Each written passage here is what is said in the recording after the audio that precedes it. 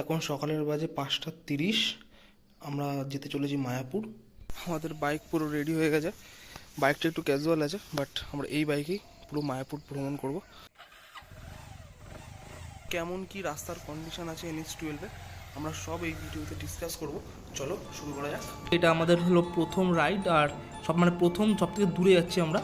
আর এই রোডটা হচ্ছে সন্তোষপুর রোড, মানে আমরা নীলগঞ্জ রোড বলি যেটাকে। এটা দিয়ে আমরা NH-12টা ধরবো। আর NH-12 থেকে মোটামুটি গোলাবাড়ি অবধি একটু রাস্তাটা খারাপ আছে, আমরা দেখাবো। এটা হচ্ছে ডান দিকে চলে যাচ্ছে, এই যে ডান দিকে চলে যাচ্ছে বালিশা, আমরা সোজা যাব। চলো।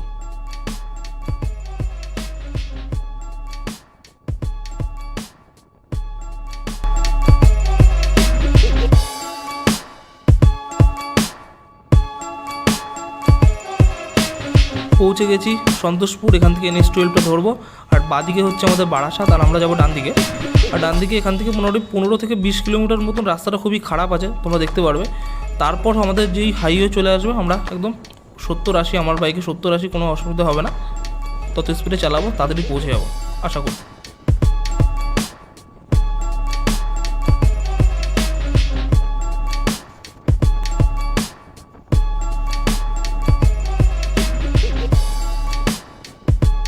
এই যে আমরা চলে এসেছি হচ্ছে জাগুলিয়া, আর এখান থেকে 4 লেন শুরু। এবং সন্তোষপুর থেকে এখানে আসতে মোটামুটি আমাদের 40 মিনিট সময় লেগে গেছে। এই 4 লেনে উঠে গেলে আর কোনো অসুবিধা হবে না, গাড়ি পুরো স্মুথলি যাবে। চলো।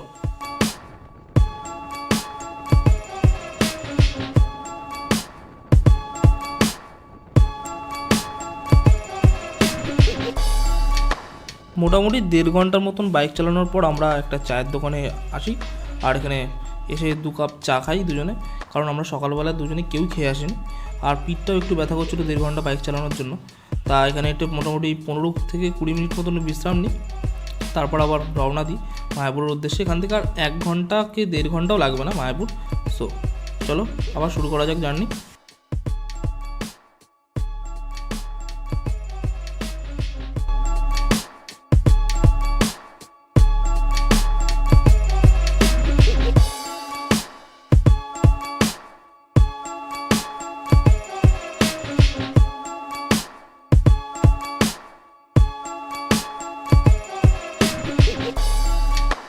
প্রায় 2 ঘন্টা 15-20 মিনিট বাইক চালানোর পর এই বোটটা থেকে যে আনন্দটা পেয়েছি না, মানে মনে যে শান্তিটা এসছে আলাদাই। কারণ আর বাদিকে মাত্র 10 থেকে 15 মিনিট গেলে মায়াপুর মন্দির, আর সোজা বহরমপুর চলে যাচ্ছে।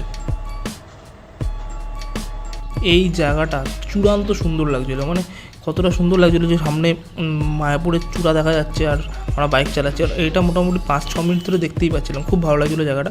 আর খুব ভালো লাগছে যে মাত্র 100 সিসির বাইক নিয়ে আমরা দুজন এতটা চলে এসেছি, প্রায় 100 কিলোমিটার মতন।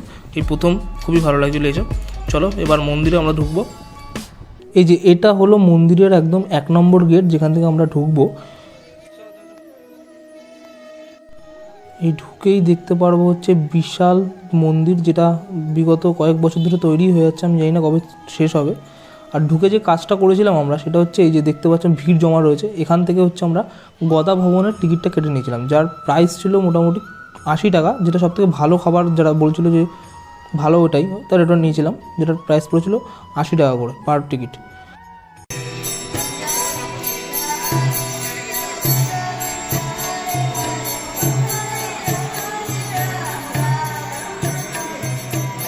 মন্দিরে ঢোকার আগে একটা কাজ করতে হবে, জুতো রাখতে হবে। এই যে জায়গাটা দেখতে পাচ্ছ, এখানে আমরা জুতো রেখেছিলাম। জুতোটা ওরা কোনো টাকা নেয়নি, ওখানে ব্যাগে করে রেখে দিতে হয়েছিল। তারপর এই যে রাস্তা ধরে কিছুটা হেঁটে বাদিকে আমাদের মন্দির পড়বে।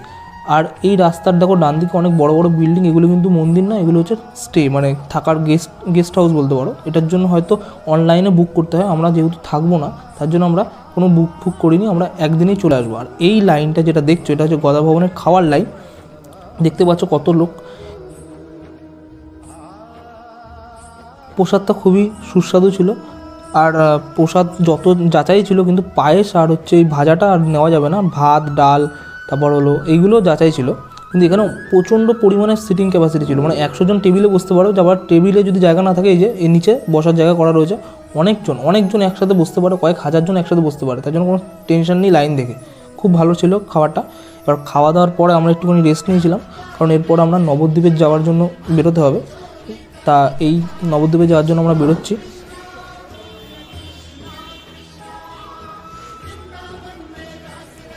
মন্দির থেকে নবদ্বীপ যেতে মাত্র 10 টাকা করে টোটো ভাড়া নিয়েছিল। আমরা টোটো করে নবদ্বীপ ঘাট, মানে ঘাট পার হতে হবে, তো ওখানে যাচ্ছি। এখানে নদীর নৌকার টিকিট নিয়েছিল হচ্ছে 10 টাকা করে পার হেড। এই আমাদের নৌকা চলে আসছে। খুব জায়গাটা খুব সুন্দর, একটা হচ্ছে হুগলি নদী, একটা জলঙ্গি নদী, দুটো নদী এখানে গিয়ে মিশছে। খুব ভালো লাগবে জিনিসটা দেখতে। ফটো ক্যামেরাতে ধরা পড়েনি, কিন্তু তোমরা যখন আসবে তখন দেখতে পারবে দুটো নদী মিশছে, একটা জল ঘোলা, একটা জল পরিষ্কার। এই হলো নবদ্বীপ। এখানে লাল দই খুব বিখ্যাত, আমরা লাল দইটা খেয়েছিলাম, কিন্তু আমার অতটা ভালো লাগেনি। তা তোমরা দেখতে পারো লাল দইটা, তোমাদের ভালো লাগতেও পারে।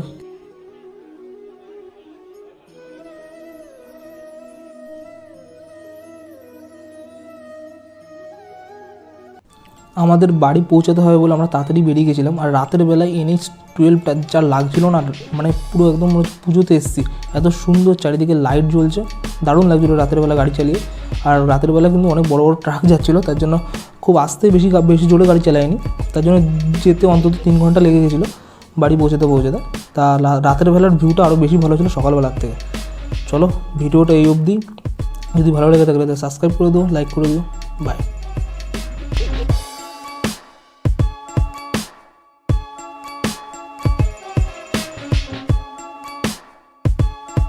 টাটা।